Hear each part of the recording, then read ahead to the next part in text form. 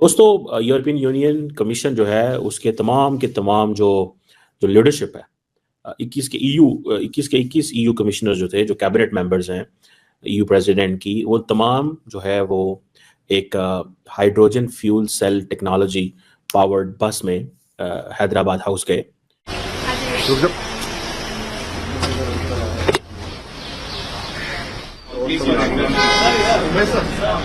यूरोपीय यूनियन के 22 top leaders of Europe, इन लीडर्स ने इंडिया का विजिट किया और ये 22 टॉप लीडर्स भारत में हाइड्रोजन बस पर ट्रेवल करते रहे। है ना मजे की खबर, इंटरेस्टिंग न्यूज है। आप क्या कहेंगे कि भारत जो है वहां पर आप देख रहे हैं कि वो ग्रीन एनर्जी की तरफ भी जा रहे हैं, उनके यहाँ कई लोग विजिट कर रहे हैं, जिसमें यूरोपियन यूनियन की जो चीफ है उन्होंने भी विजिट किया भारत को। पाकिस्तान में हमें कुछ ऐसा होता हुआ दिखाई नहीं दे रहा। बल्कि इंडियंस को बड़े अच्छे से पता था कि किस तरह इस चीज को दुनिया के सामने प्रोजेक्ट करना है कि we are for the green energy, we are for the clean air. Tata Motors और इंडियन ऑयल कॉर्पोरेशन लिमिटेड जो है, इन्होंने ये बनाई। तो जब वो हैदराबाद हाउस के सामने जहां पर मीटिंग थी, मोदी साहब के सामने पहुंचे उनसे मिलने के लिए, तो पीछे उस बस को भी देखा जा सकता था, हाइड्रोजन बस पर, जिस पे वो वहां पर पहुंचे थे। अब देखें, ये एक बड़ी मैसेज है, भारत की तरफ से ये मैसेज है। वो किसी आम गाड़ियों में, बड़ी लेविश मर्सिडीज या वो उस रोल्स रॉयस में उनको बिठाकर ला सकते थे, लेकिन हम कहाँ हैं, मुस्लिम उम्मा कहाँ है, अरब लीग कहाँ है, डोंट एग्जिस्ट। जय हिंद दोस्तों, पाकिस्तान में हाइड्रोजन बस को लेकर काफी कुछ डिस्कशन हो रहा है, क्योंकि जो ईयू के कमिश्नर्स और उनके साथ 22 लोग आए हुए हैं, ये अपने होटल से मोदी जी से हैदराबाद हाउस मिलने के लिए हाइड्रोजन बस से सफर किए। और यह भारत के लिए एक पब्लिसिटी स्टंट भी था, और साथ ही साथ clean energy, zero carbon emission को दिखाने के लिए भी एक अच्छा मौका था। देखने को मिला वो ये हुआ कि भारत में जो हाइड्रोजन बस चलती है, यानी no emissions, no carbon, no environment pollution, ऐसी हाइड्रोजन बस में यूरोपीय यूनियन कमिश्नर्स बैठकर उस मीटिंग के लिए पहुंचे। यानी भारत में यूरोप के टॉप 22 लीडर्स हाइड्रोजन बस में सफर कर रहे हैं। आप ये देखें, कैन यू इमेजिन, देखें ये जो बात कही जाती है ना, हाइड्रोजन बस और एनवायरनमेंट को अच्छा करने के लिए, पहले कभी ये एक क्या कहते हैं, क्लीशे होता था, या पहले कभी ऐसा कहा जाता था, ऐसा समझा जाता था कि ये सब कुछ वेस्ट के पास है, ये बातें वेस्ट में की जाती हैं, ये यहाँ की मगरिब की बातें हैं। जो पोल्यूशन की बात की जाती है उसको खत्म करने की, वहां पर देखो कौन सी अब उन्होंने नई चीज कर ली, अब ये वाली इनोवेशन आ गई, अब ये जदीद वो चीज आ गई। अब आप ये देखिए कि यूरोप के लीडर्स, टॉप 22 लीडर्स कहां पर सफर कर रहे हैं, भारत में, और किस पर सफर कर रहे हैं, हाइड्रोजन बस पर। तो जब वो हैदराबाद हाउस के सामने जहां पर मीटिंग थी, मोदी साहब के सामने पहुंचे उनसे मिलने के लिए, तो पीछे उस बस को भी देखा जा सकता था, हाइड्रोजन बस पर, जिस पे वो वहां पर पहुंचे थे। अब देखें, ये एक बड़ी मैसेज है, भारत की तरफ से ये मैसेज है। वो किसी आम गाड़ियों में, बड़ी लेविश मर्सिडीज या वो उस रोल्स रॉयस में उनको बिठाकर ला सकते थे। अगर पाकिस्तान में होता तो रोल्स रॉयस, मर्सिडीज और इस तरह की बड़ी महंगी गाड़ियां होती जिसमें ये सब लीडर्स बैठकर जा रहे होते। ऐसे ही होता है, हम देखते हैं। और रेड कारपेट तो कोई गांव में भी जाए ना, वहां पर लीडर, प्रेसिडेंट जरदारी की एक दफा ये चलती रही वीडियो कि वो एक जगह, गांव की कोई जगह थी, कोई ऐसी जगह थी, और वहां पे अंधा ना बंदा पता नहीं किस जगह पर वो उतरे, छोटी सी, और वहां पे उनके हेलीकॉप्टर से उतरने से पहले रेड कारपेट बिछाया गया था। ये देखिए, ये अपनी अपनी ट्रेडिशंस या अपना अपना कल्चर है। मैं आपको कल्चर की बात बता रही हूं, भारत ने कल्चर अपना कैसे एनहांस किया है, कैसे एक्सेल किया उसके अंदर, कि वो इसको ले गए हैं एमिशनलेस, कार्बनलेस, एनवायरनमेंट फ्रेंडली, और इस तरीके से अब वो दिखाते हैं इसको। ये मैसेज है ना, उन्होंने कहा जी ये जो टॉप लीडर्स आए हुए हैं इनको हम हाइड्रोजन बस में लेकर जाएंगे। तो हाइड्रोजन बस में, वो तो हर तरफ ये खबर चल रही है, जब ऐसा नजर आएगा होगा तो ये होगी ना। तो I like it very much. देखिए, बात यह है कि ये एक बहुत बड़ा कॉज है।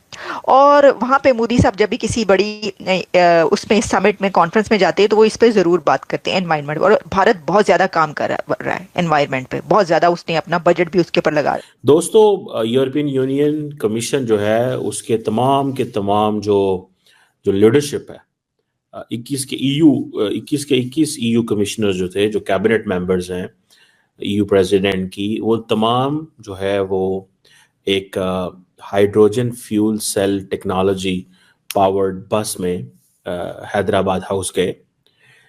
इंडियंस को बड़े अच्छे से पता था कि किस तरह इस चीज़ को दुनिया के सामने प्रोजेक्ट करना है कि we are for the green energy, we are for the clean air. Tata Motors और इंडियन ऑयल कॉरपोरेशन लिमिटेड जो है, इन्होंने ये बनाई।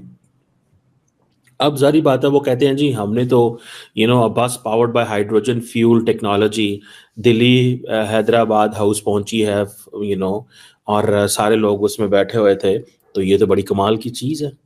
सो इंडिया ने बेसिकली वो जिसे कहते हैं ना, एक मैसेज दिया कि जनाब हमने तो 2070 तक वैसे ही हर चीज़ जो है वो क्लीन एनर्जी पे शिफ्ट हो जाना। समझ रहे हैं बात को, कि हमने वैसे ही सीधे की सीधा क्लीन एनर्जी पे शिफ्ट हो जाना है। दिस इज अ मैसेज, ये मैसेज है उनका। अब नरेंद्र मोदी साहब जो हैं वो एक तो उनको ये पैगाम दे रहे हैं, क्योंकि European union is very much conscious इस हवाले से। अब क्या क्या डिस्कस हुआ, बहुत लंबी चौड़ी बातें हैं। It was all business, economy, trade, development, IT, information technology, AI, इन चीज़ों के ऊपर फोकस हुआ है। ठीक है जी। और आप अगर देखें, नरेंद्र मोदी ने कहा कि हमारी यूरोपियन यूनियन के साथ जो पार्टनरशिप है वो बड़ी नेचुरल है, ऑर्गेनिक है। अब ये चीज़ क्या पाकिस्तान कह सकता है यूरोपियन यूनियन को? बिल्कुल कह सकता है, लेकिन हमारे मसले ही बड़े डिफरेंट है। हमारा मसला ये है कि भाईजान सुइसाइड धमाका हो गया। हमारा मसला ये है कि वो रावलपिंडी स्टेडियम के बाहर जो है ना, वो हमें मिलिटेंट लोग पकड़ लिए। हमारी प्रॉब्लम ही है, हम तो हमारी वीडियो तस्वीर ही ये चलती है। इंडिया कह रहा है जनाब आए India middle east Europe economic corridor में आके काम करें, आए हमारे साथ। इससे पहले कि इंडिया यूरोपियन यूनियन को ऑन बोर्ड ले, यूरोपियन यूनियन तो तब इंडिया पहुंची है जब सारे का सारा इंडिया जो है वो यूरोप के साथ अपनी लाइन सेट कर बैठा है। अब फॉर एग्जांपल मैं पूछूं, वो अब बातें वो कह रहे हैं कि जी हमारे पास तो लिमिटलेस अपॉर्चुनिटीज हैं, पॉसिबिलिटीज हैं, लिमिटलेस, जितनी मर्जी आप हमसे काम करा लें। तो दोस्तों, आपने ये वीडियो देखी और आपको समझ आ चुका होगा कि पाकिस्तान में इस हाइड्रोजन बस को लेकर कितना डिस्कशन हो रहा है। दरअसल पाकिस्तान में हर चीज, भारत में जो कुछ भी होती है वह एक डिस्कशन का सब्जेक्ट बन ही जाता है।